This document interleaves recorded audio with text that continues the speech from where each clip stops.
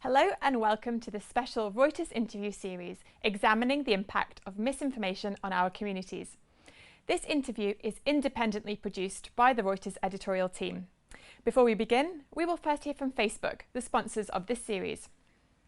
Hi everyone, I'm Julia Royce, Facebook's Public Policy Director for Central Europe. I'm very pleased to introduce today's program on widening divides, conspiracy theories and political polarization as part of Reuters' Misinformation and Communities Impact interview series. Today's conversation is particularly important for us because polarization is rising in some communities and we want to help find solutions. The evidence today shows no straightforward link between social media use and polarization. More research is still needed, and that's why Facebook is contributing to efforts to understand these long-term trends. This conversation is part of those efforts. We remove content that might be divisive or harmful, like hate speech, where it violates our community standards. Between October and December 2020, we took action on 26.9 million pieces of content for violating our policies on hate speech. In addition, we have updated our policies last year and now remove conspiracy theory claims that Jews would run the world and control major institutions like the media. We reduce content that may not violate our community standards, such as misinformation, but may be harmful in other ways in order to limit its circulation. We take steps to connect people to authoritative information on issues like climate change, COVID-19, and voting. With all of these, we acknowledge that there is not a single path to combat conspiracy theories and polarization. That's why I'm looking forward to today's conversation and hearing from our experts about how these issues influence our communities and society in ways how we can work together to combat its rise. Thank you and enjoy the discussion. Thank you for watching. I'm Hazel Baker, I'm a Reuters journalist, and I'm the editor of our social media fact-checking unit. In this interview, we will delve into the topic of conspiracy theories, what they are, why they arise, and how they may have an impact on our behaviour and on our politics. Conspiracy theories have long been in existence, but over the past year they have become especially evident. As the spread of the coronavirus brought many parts of the globe to a standstill, the conspiracy rumour mill went into overdrive, delivering endless baseless claims, many linked around the idea that the pandemic was a hoax or part of a wider plan to usher in a new world order. Added to this was the rising visibility of QAnon, the US-focused conspiracy theory that gained intensity following November's election. To talk about these examples and more, I'm very pleased to have two experts with me today. Pia Lamberti is a PhD student at the Department of Social and Legal Psychology at the Johannes Gutenberg University in Mainz, Germany. Her major area of research is the psychology of conspiracy beliefs. Last year, she co-authored a book called Fake Facts, which examines various aspects of conspiracy theories and asks why people believe them. She followed that up with a second book published this year called True Facts, and she also runs a specialist NGO that monitors conspiracy belief. Michael Hamliers is Assistant Professor in Political Communication at the Amsterdam School of Communication Research. Through his work, he's explored, among many other things, the effects of populist conspiracy theories, the links between misinformation and hate speech, and how social media is changing political discourse. Welcome to you both, and thanks very much for being here for this discussion. I'd like to begin by thinking about how conspiracy theories emerged. Pia Lamberti, you were researching conspiracies long before the pandemic struck. So what was it like watching this space as the world as we know it just changed overnight? Yeah, it was an interesting time also for me. On the one hand, it was not such a surprise to see that there are lots of conspiracy theories out there, because this is what happens during every major crisis, and especially during health crisis. But on the other hand, you also saw a change in the society, that people became more aware of the threats of conspiracy theories, because before that, before the pandemic, most people didn't realize how harmful they can be. And so are there certain characteristics of a conspiracy theory? Is it just the way that things have changed during the pandemic? Are they completely different, or are they linked to previous theories that might have been in existence? Yeah, this is interesting with conspiracy theories. On the one hand, they are always kind of the same. They always use the same pattern, but they can easily adjust to new developments into society. You see that when you look, for example, on social media, that after major societal events or terrorist attacks or stuff like that, that within seconds, people create conspiracy theories about what happened. But in general, you have always similar patterns. There are people assuming that there are groups that are perceived as powerful and they try to harm society, they try to destroy them. Everything is connected with everything and everything has a bad intention. And so what do you understand about why people believe these theories, even if there is no evidence to support them?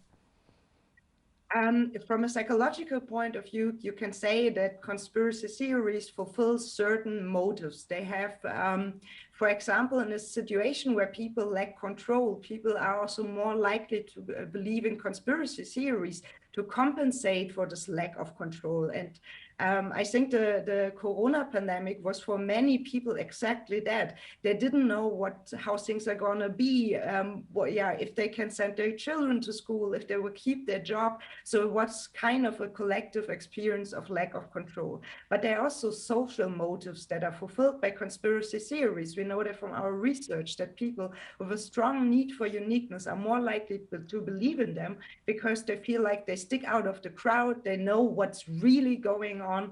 And this part is especially important from my point of view because it explains why it's such a strong identity, why it's an ideology, and why you not just can counter it with facts.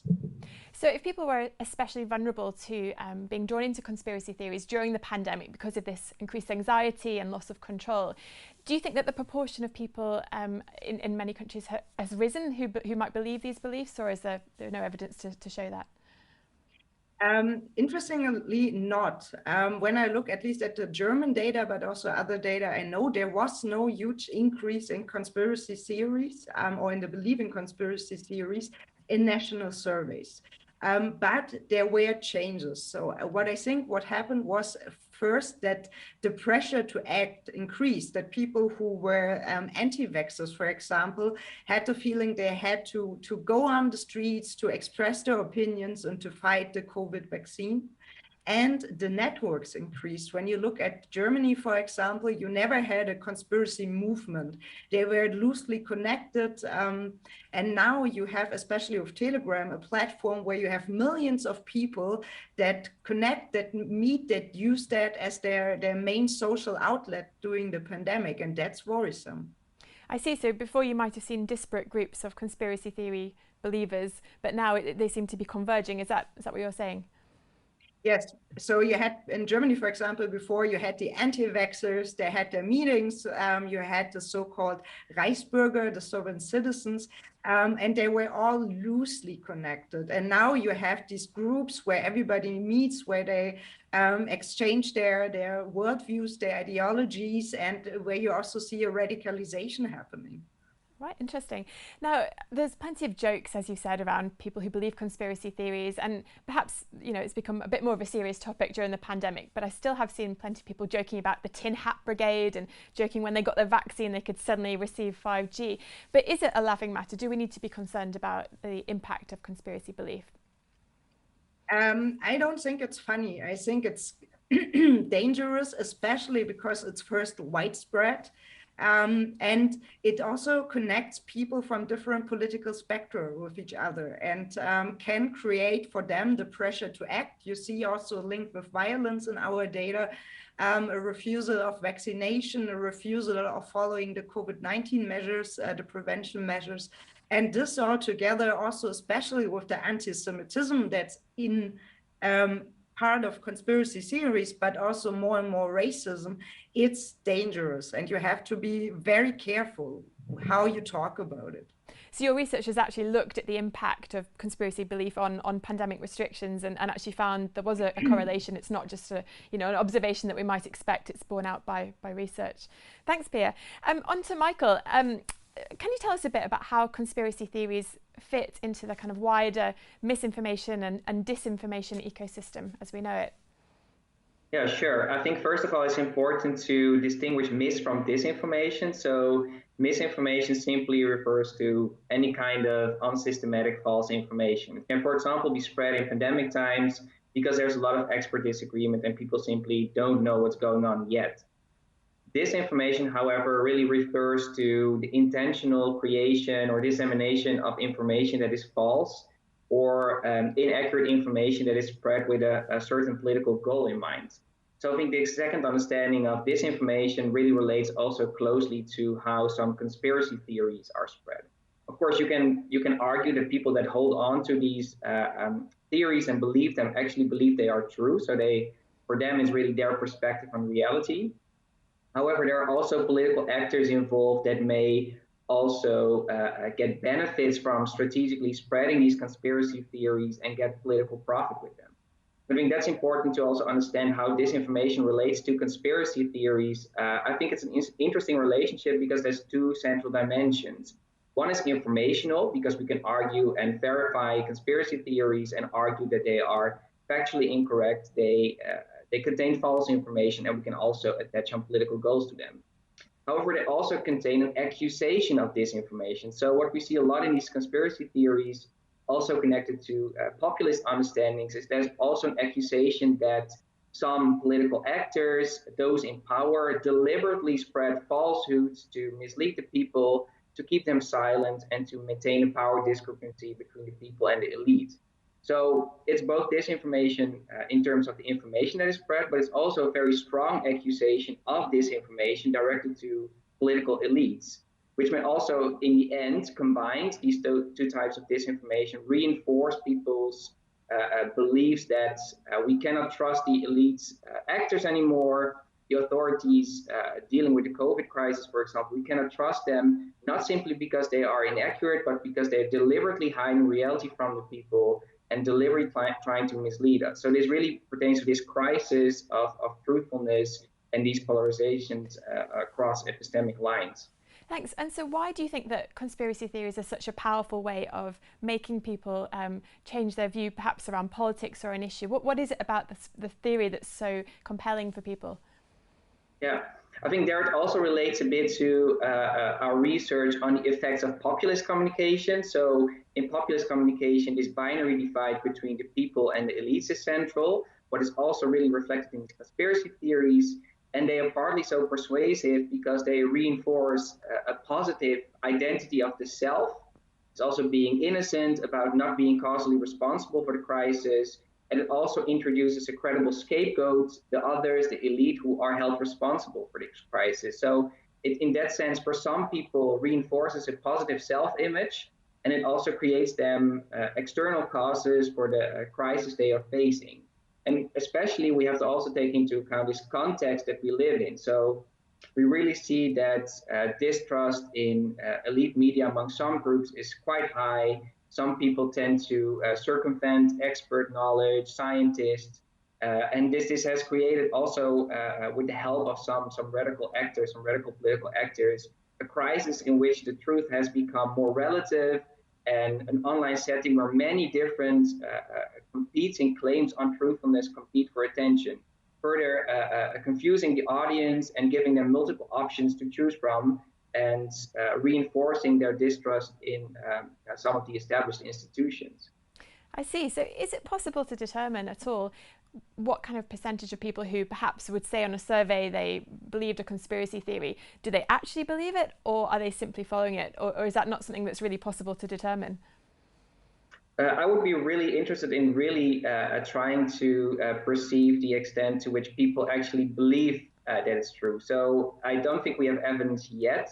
So for example, in the Netherlands, we found that 15% of some interviewed people believed the conspiracy that the COVID was a biological weapon created in a laboratory to silence the people.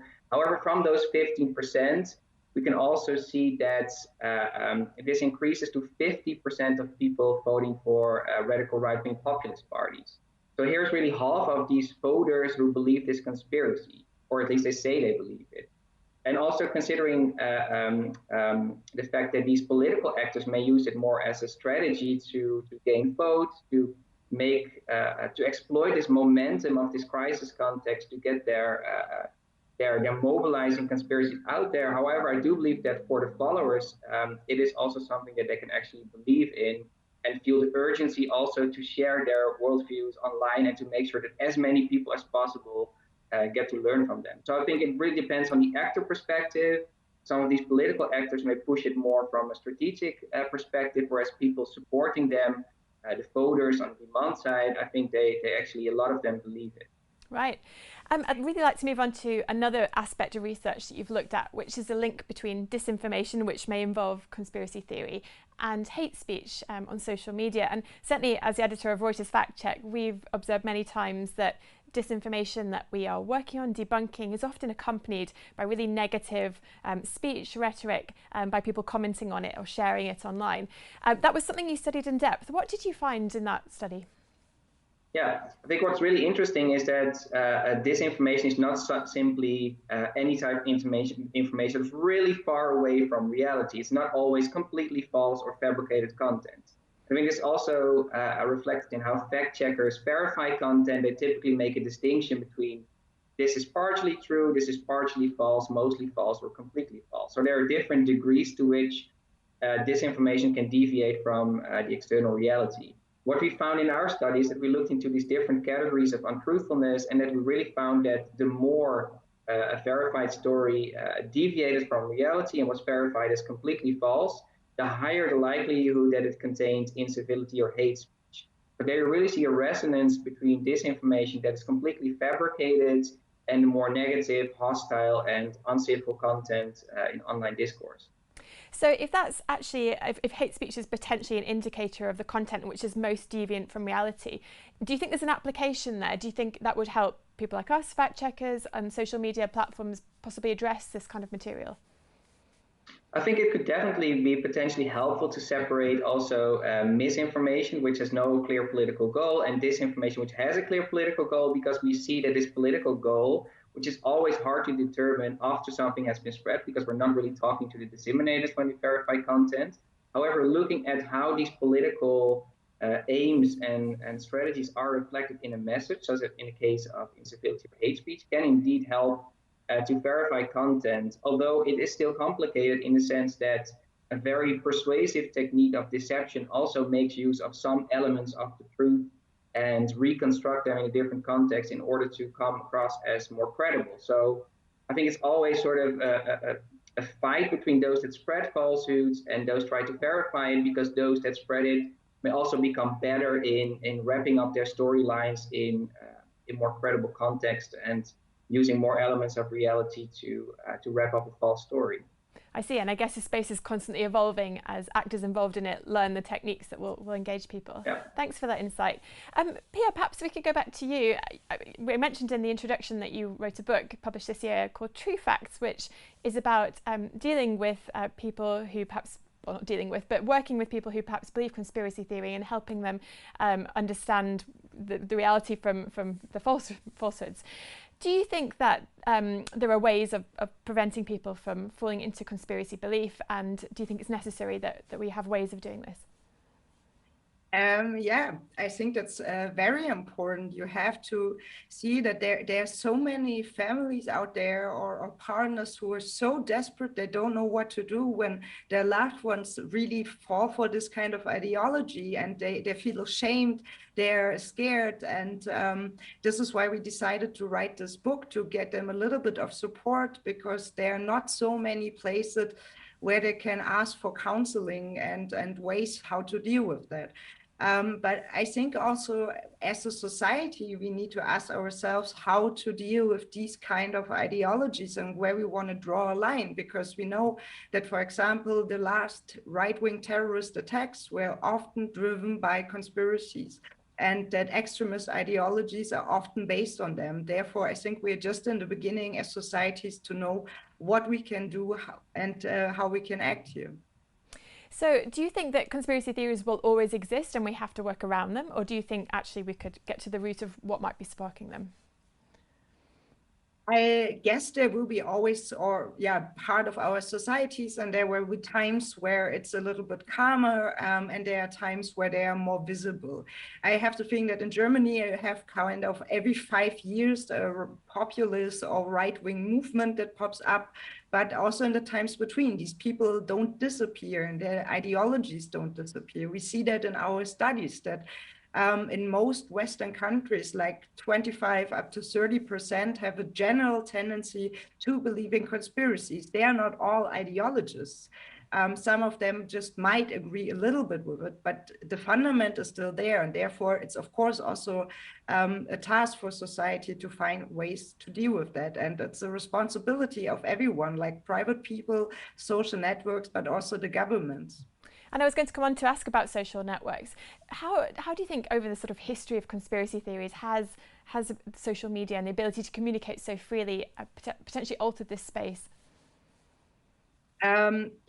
I have to say, from my perspective, before the pandemic, most social media didn't do enough of dealing with this core topic. I have the feeling the approaches they have to deal with disinformation are better than with conspiracy theories because they work a little bit different. They can fall together, but the conspiracy theory is not that easy to debunk. If I think that you and Bill Gates meet every morning, how do you debunk that? You can say you don't, but this is not really evidence. And that's the challenge here. So they have to look even more at the violent parts of conspiracy theory, the hate that's inside, the anti-Semitism, and find ways that go beyond fact-checking. Right, well, we've certainly experienced that. It's so easy to create a lie and it can be extremely difficult to prove that it's false. Do you think that media literacy and understanding sources and seeking evidence plays a role in this as well? I think it's super important to have like fact-checking sources that help people who want to find out if something is right or wrong. Not everybody who reads about conspiracy theories or fake news believes that, and often people seek for information. But if we talk about the people with a strong ideology, they don't believe the media anyhow, because the media is part of the system, how they call us, and therefore them the destroy source. I think so. If we want to deal with strong conspiracy believers, it's about setting red lines and boundaries on the one hand, but also, enable families to deal with them in their private surroundings. Thanks, Pia. Michael, I know you've researched this area as well. What did you find when it came to perception of misinformation and how people are able to critically assess what's in front of them? Yeah, I think it's also important here to consider that there are also perceptions of misinformation which are more conducive to healthy media literacy skills that actually help them to correctly identify falsehoods. However, again, this distinction between mis and disinformation is relevant because indeed, if people believe that there's mostly disinformation around, it's mostly constructed deliberately, you also see that these perceptions negatively impact their ability to correctly identify falsehood. So in that sense, it can also harm people to correctly see what's false and not true when people actually believe that the news media are spreading fake news and are deliberately misleading us. Right, so it could be counterintuitive. But how about what underlies those beliefs? Is there any way to help understand better what might be driving people's willingness to believe a conspiracy theory? Is there an opportunity to take action there? Yeah, I definitely think so. And I also agree that fact-checking has a clear merit, but it's also a key disadvantage. It's also what I've shown in some experimental research, is that people are most likely to select a fact-checker when they already believe that disinformation is false. So those that actually are most vulnerable to disinformation might not select a fact-checker because it offers an attack on their already existing beliefs. So in that sense, the prevention and acknowledging the emotions, but also the world perceptions and a sense of distrust that motivates belief in conspiracy theories, motivates the selection of disinformation is really crucial to tackle. So I think in most of our interventions, we tend to use fact-checking or media literacy interventions, which I think are really important. But alongside those responses, I think it's important to also acknowledge that people have some questions, acknowledge their fears, try to relativize those fears, try to offer more factual information, and sometimes also say that we understand that some people have distrust and don't really understand what's going on. So especially in the pandemic time, I think that's what we've seen a lot in the Netherlands, that policy suddenly changed without giving any indications to the public why policy changed, why people suddenly had to wear face masks, or why people suddenly had to do social distancing. So I think there's also an important responsibility for the distrusted mainstream channels to acknowledge that people in this context have some uncertainties, that these uncertainties can be explained, and offer more transparency, and also acknowledge when things go wrong or when experts disagree, and acknowledge that there is maybe misinformation unintentionally, honest mistakes, but not disinformation, not the deliberate deception, and not the spread of conspiracies, and see that as a potential additional tactic to take away some of the feeding ground of these disinformed beliefs. Of course, because you don't want to stifle debate amongst a society that has legitimate questions and real concerns about developments in, well, in this case, the pandemic, but any other situation that might give rise to conspiracy theories. Do you think it's quite difficult to draw that line between what's a legitimate question versus what's conspiracy theory, or do you think that the groups are quite separate, like the lines of questioning quite separate? No, I think there are commonalities in the sense that these beliefs are rooted in the same psychological mechanism. So I think there's definitely overlapping there. Right.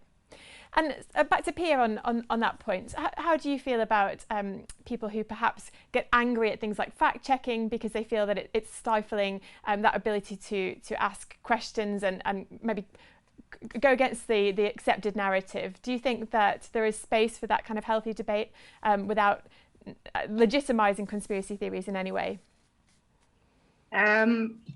I think fact-checking is an amazing tool, and I'm very happy we have it, because there is truth out there, and I think it needs to be reported. But of course, we still need to discuss how evidence is gathered. We need to have space for that, but becomes more and more difficult if everything is so driven by hate and so polarized, and you have so much also organized campaigns of disinformation that try to attack certain institutions like journalism or fact-checking.